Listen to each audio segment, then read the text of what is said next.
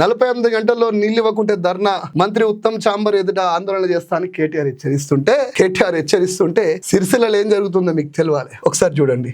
నా మీద కోపం, గరీబోళ్ళ మీద చూపుడేంది, పేదలు బీదోళ్లపై అక్రమ కేసులు పెట్టి జైలుకు పంపడమేంది, రాజన్న నా మీద కోపం నీ మీద తీర్చుకుంటున్నారు, బాధపడకండి, భయపడకండి, మీకు అండగా ఉంటామని చెప్పేసి నిన్న రైతుకు వాళ్ళ ఇంటికి వెళ్ళి భరోసా ఇచ్చిన సందర్భం. ఇంకా కొంచెం కిందికి వస్తాయి చూడండి మిత్రులారా. సిరిసిల్ల కలెక్టర్ కక్ష సాధింపుతో టీ స్టాల్ కోల్పోయిన బత్తుల శ్రీనివాస్ కుటుంబాన్ని పరామర్శించి సొంత ఖర్చులతోటి మరో టీ స్టాల్ పెట్టిస్తానని మాటిచ్చినటువంటి కేటీఆర్. మిత్రులారా, కేటీఆర్ని ఇబ్బంది పెట్టడానికి రేవంత్ రెడ్డి వదిలిన బాణం ఏదైతే ఉంది కదా, దొంగ బాణం, లంగ బాణం, అబద్ధాల బాణం, ఆ అబద్ధాల బాణం సిరిసిల్లలో ఆగం చేస్తుంటే కేటీఆర్ ఇగో నిన్న టీ స్టాల్ పెట్టియడం, ఆయన జైలుకు పోతే నేనున్నా అని చెప్పేసి భరోసా ఇవ్వడం చేస్తుండు.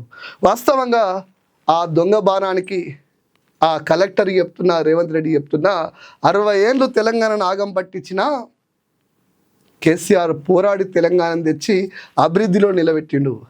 ఆయన వారసత్వాన్ని, ఆయన రక్తాన్ని పొనికిపుచ్చుకున్న కేటీఆర్ సిరిసిల్లను ఈ సందీప్ కుమార్ జా లాంటి వాళ్ళు, రేవంత్ రెడ్డి లాంటి వాళ్ళు, నిరోధు కేకే మహేందర్ లాంటి వాళ్ళు ఎన్ని మోసాలు చేసినా, ఎన్ని దగాలు చేసినా, ఎన్ని కుట్రలు కుతంత్రాలు చేసినా సిరిసిల్లను కాపాడుకునేది ముమ్మాటికి కేటీఆరే.